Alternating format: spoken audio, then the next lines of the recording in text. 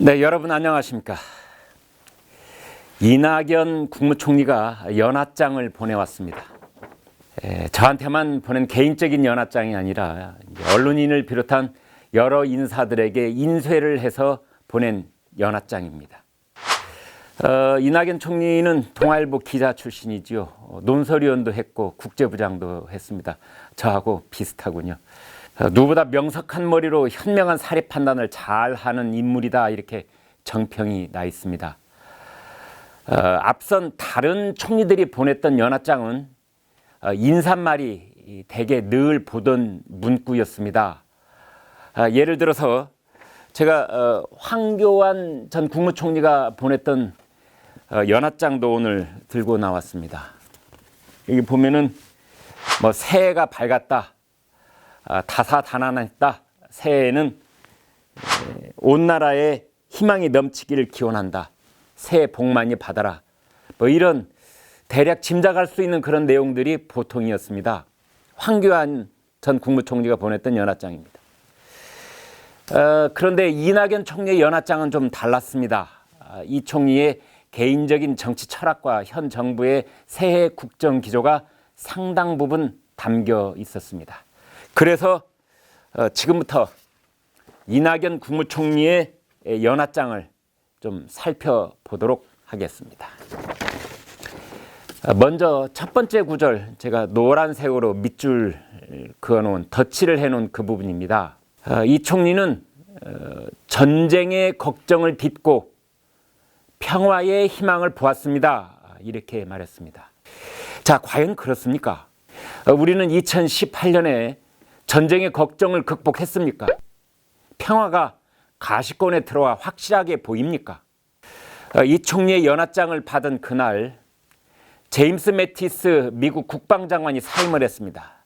매티스는 트럼프 대통령에게 항의하는 공개 사안을 발표했는데 그 핵심은 미국의 힘이 강한 동맹에서 나온다는 것이었습니다. 매티스는 시리아에서 미군 철수를 반대했었는데 그런데도 불구하고 트럼프가 미군 철수를 결정하자 항의 사안을 공개하고 사임해버리는 것입니다. 참모들의 반대를 무릅쓰고 시리아에서 미군 철수를 독단으로 결정한 장사꾼 외교 책략가인 트럼프는 한미 동맹과 주한미군 철수에 대해서 어떻게 생각하고 있을까요? 트럼프의 머릿속에 동맹이라는 신념과 국정 철학이 들어있기나 할까요?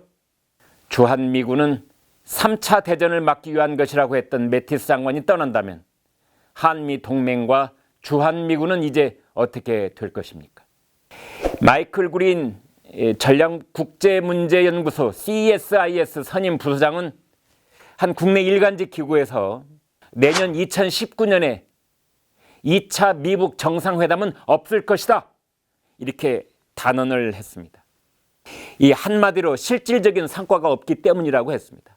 북한이 ICBM을 쏘지는 않겠지만 미북 긴장은 높아질 것이고 북한은 단거리 미사일 실험 혹은 미국이 위성으로 알아차릴 수 있게 일부러 핵 활동을 벌일 수도 있다고 봤습니다. 이런 상황에서 문재인 대통령의 지지율은 드디어 못한다는 여론이 잘한다는 여론을 앞질러서 데드크로스를 지났고 앞으로도 계속 하락할 것입니다. 송대성 전 세종연구소 소장은 한 인터뷰에서 올해는 안보 참사의 해다, 이렇게 말했습니다. 간첩오라고 길을 열어줬다고 했습니다. 송대성 전 소장은 9월 19일에 있었던 남북 군사 합의를 지목했죠. 군사 분야에서 핵심 중의 핵심은 북한 비핵화인데 9.19 군사 합의에는 북한 비핵화가 단 한마디도 없었다는 겁니다.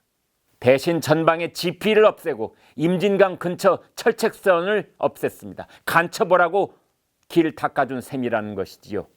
핵폭탄이라는 흉기를 손에 쥔 강도는 그 흉기를 내려놓을 생각이 없는데 우리는 대문 앞에 경호원 수위를 없애고 마당 뒤편으로 물러나 버렸습니다.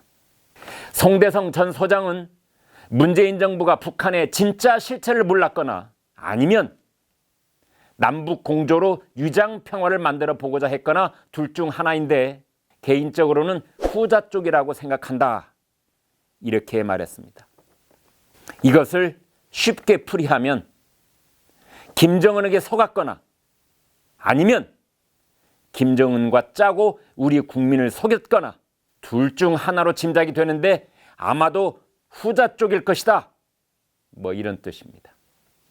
자, 이낙연 총리는 전쟁의 걱정을 딛고 평화의 희망을 보았을지 모르겠으나 적지 않은 국민들은 연말부터 교착 상태에 빠진 한반도 안보에 걱정이 더 늘어만 가고 있습니다. 한미 동맹보다 민족 공조를 우선시하고 있는 문재인 정부이기에 더욱 걱정입니다. 자, 이어서 이낙연 총리의 연합장 중에 다음 부분을 보도록 하겠습니다. 이낙연 총리는 연합장에서 사람 중심의 번영으로 가려는 여러 노력이 시작됐다. 그 길은 우리가 가야 할 길이라고 했습니다. 자, 여기서 이 번영으로 가려는 노력 그 자체에 시비 붙을 이유는 없습니다. 그러나 사람 중심의 번영, 이 부분에 대해서는 한마디 묻지 않을 수 없습니다. 혹시 이낙연 총리가 사람 중심을 강조하는 그 이면에는 기업 중심의 번영, 그리고 시장 중심의 번영에는 소홀히 하거나 반대한다는 뜻이 숨어 있습니까? 번영을 이루려면 경제가 잘 돼야 하고, 경제가 잘 되려면 기업의 성장 동력이 살아나야 할 터인데, 그리고 그 바탕에는 자유시장 경제에 대한 존중과 믿음이 있어야 할 터인데, 이낙연 총리가 이끄는 우리 정부는 여전히 골고루 나눠주는 배분에 더 신경을 쓰면서 세금 퍼주기 성장을 밀어붙이겠다는 뜻입니까? 그게 사람 중심입니까? 대통령은 사람이 먼저다 그랬는데 총리는 이제 사람 중심입니까? 이 연합장에는 사람 중심이라고 썼지만 사실은 포퓰리즘 중심 정책을 계속해 나갔다는 그런 뜻인지요. 이낙연 총리의 연합장 아랫부분에 보면은 고루 누리는 번영이라는 표현이 또 나옵니다. 흔들림 없는 평화와 고루 누리는 번영을 향해 착실히 가겠다고 했습니다. 앞서 말한 사람 중심 번영과 고루 누리는 번영은 일맥상통한다고 볼 수 있겠습니다. 이 고루 누린다는 말 속에는 수정자본주의를 넘어서서 사회주의 경제의 냄새가 조금씩 배어 있는 것 같기도 합니다. 물론 우리 사회가 빈곤계층 그리고 소외계층에 대한 배려와 지원을 계속해야 한다는데 그 누가 반대를 하겠습니까마는, 그러나 최저임금의 급격한 인상과 주 52시간제 시행으로 저임금 근로자의 소득이 오히려 줄어들고 있다는 한국은행 통계도 못 보셨습니까? 사람들이 누리는 번영에는 개인마다 능력에 따른 차이, 노력에 따른 차이가 있게 마련입니다. 그런데 고루 누리는 번영을 목표로 세우고 능력과 노력에 따른 차이를 무시하는 쪽으로 국정을 이끌고 가겠다는 뜻입니까? 이낙연 총리가 보내온 연합장을 지금까지 받아들고 읽으면서 들었던 생각을 말씀드렸습니다.